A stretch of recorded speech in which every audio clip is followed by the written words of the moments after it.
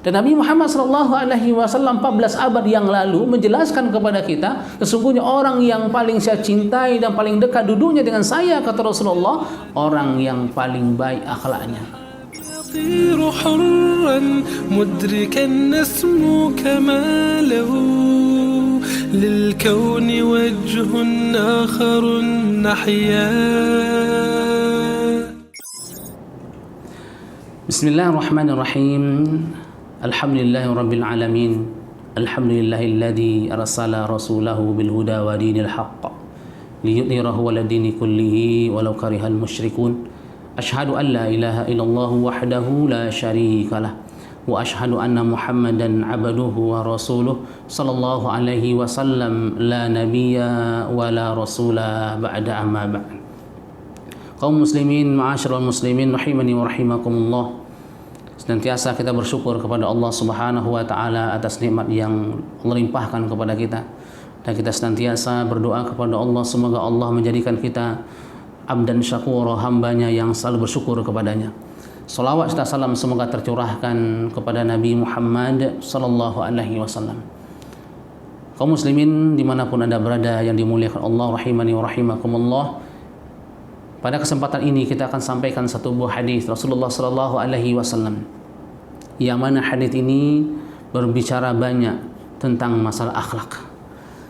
Rasulullah sallallahu alaihi wasallam sebagai uswah dan qudwah kita, suri tauladan kita yang memiliki akhlak yang sangat mulia, maka kita yang menyatakan diri kita cinta kepada Rasulnya, kepada Nabi kita Nabi Muhammad sallallahu alaihi wasallam, maka kita pun juga harus berusaha mempelajari sifat-sifat akhlak yang baik dalam hadisnya.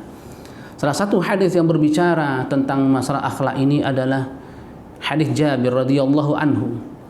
Hadis yang disampaikan ataupun yang diambil dari Jabir radhiyallahu anhu. Beliau mengatakan, anna Rasulullah sallallahu alaihi wasallam qala. Nabi Muhammad sallallahu alaihi wasallam bersabda, inna min ahabbikum ilayya wa aqrabikum minni majlisan yaumal qiyamah ahasinakum akhlaqa.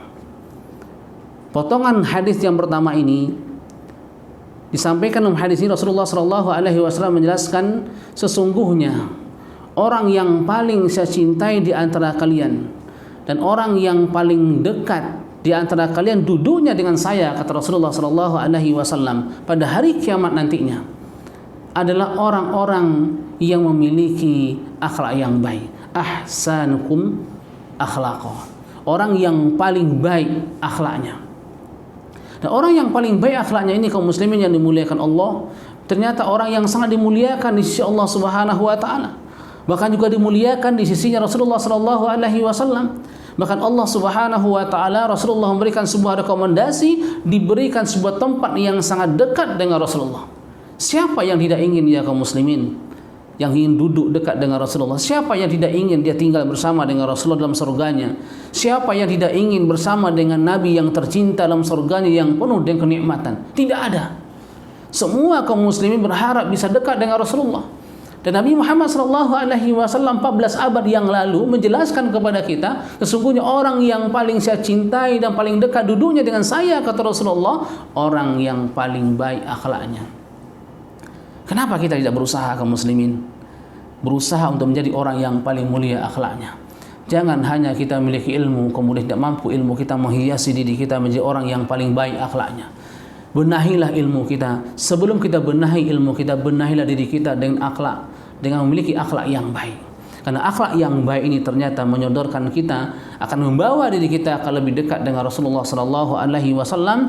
Tidak ada kenikmatan yang paling tinggi kecuali kita dimasukkan dalam surganya dan ditempatkan di tempat yang sangat dekat dengan Rasulullah sallallahu alaihi wasallam. Bahkan juga Nabi Muhammad sallallahu alaihi wasallam melanjutkan hadisnya. Dalam hadis ini pula Rasulullah mengatakan, wa anna abghadakum ilayya wa ab'adakum minni majlisan yaumal qiyamah. Orang yang paling saya benci, kata Rasulullah, dan orang yang paling jauh nanti pada hari kiamat duduknya dari saya adalah as-sarsarun. Pertama adalah orang yang paling banyak berbicara, orang yang paling banyak bercakap-cakap dengan yang lain, ngobrol dengan saudaranya, dengan tetangganya, dengan teman-temannya, dan obrolannya yang dia ucapkan sesuatu yang tidak bermanfaat. Atsartsarun. Kalimat ini disampaikan oleh Rasulullah SAW menunjukkan bahwasanya kelompok ini kelompok yang tidak disenangi oleh Rasulullah, yang paling sebenci, kata Rasulullah. Adalah orang yang paling banyak berbicara, menghabiskan waktunya tanpa melihat waktu, dia gunakan untuk ngobrol dengan temannya dengan hal-hal yang tidak bermanfaat. Kenapa Rasulullah menganjurkan kita setelah sholat Isya, kemudian kalau tidak ada yang bermanfaat kita tidur, supaya tidak terjadi pembicaraan yang cukup panjang dan itu tidak ada manfaatnya. Kemudian yang kedua, kata Rasulullah SAW, al-mutasyaddiqun, orang yang berlebih-lebihan dalam berbicara. Bahkan orang-orang yang tasyaddud dalam berbicara. Sesuatu yang awalnya mungkin sedikit dianggap besar, diucapkan dengan ungkapan yang besar. Sesuatu yang awalnya mungkin kecil, ya dia ungkapkan dengan kalimat yang sangat besar. Yang mungkin itu hanya pendek, kemudian dia panjangkan supaya indah kelihatannya. Dan orang-orang seperti ini, orang-orang yang tidak disenangi oleh Rasulullah.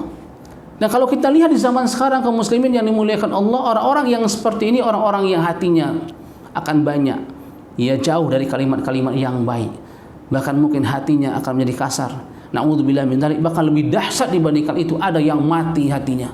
Tidak ada satupun nasihat yang bisa masuk ke dalam dirinya, karena Allah sudah menutup semua pintu-pintu hidayah. Telinganya Allah tutup, matanya pun juga Allah tutup, hatinya pun Allah matikan. Ketika 3 pintu hidayah ini Allah tutup, ia tidak akan ada satupun orang yang mampu memberikan hidayah kepadanya. Salah satu sebab tertutupnya pintu hidayah ini adalah al-mutasyaddiqun, orang-orang yang selalu berlebih-lebihan kemudian mengungkapkan sebuah kalimat kepada orang lain. Kemudian yang ketiga, kata Rasulullah, al-mutafaihiqun, orang yang sombong dalam berbicara.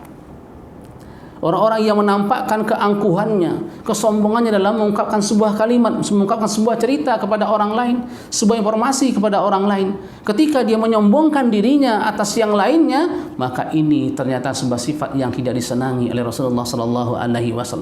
Di awal hadis Rasulullah menyampaikan orang yang paling dekat denganku, orang yang paling baik akhlaknya, dan orang yang paling jauh, orang yang tidak mampu menjaga lisannya.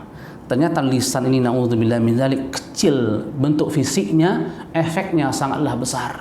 Ketika seorang muslim tidak mampu menjaga lidahnya, pantaslah Nabi Muhammad SAW menjelaskan yang paling banyak memasukkan seorang hamba ke dalam neraka Allah Subhanahu wa taala ajwafan, 2 rongga. Salah satu rongga itu adalah al-fam, mulut, lidah. Ketika lidah tidak mampu dia jaga dengan baik, mengungkapkan sebuah kalimat yang mungkin kalimat itu mengarah kepada hal-hal yang tidak Allah ridhoi, maka kalimat inilah yang menyeretnya, lisannya lah yang menyeretnya masuk ke dalam neraka Allah Subhanahu wa taala. Kaum muslimin, ma'asyiral muslimin rahimani wa rahimakumullah. Islam sudah 14 abad yang lalu menginformasikan kepada kita, kalau ingin kita menjadi orang yang berlomba-lomba fastabiqul khairat dalam kebaikan, maka bersegeralah.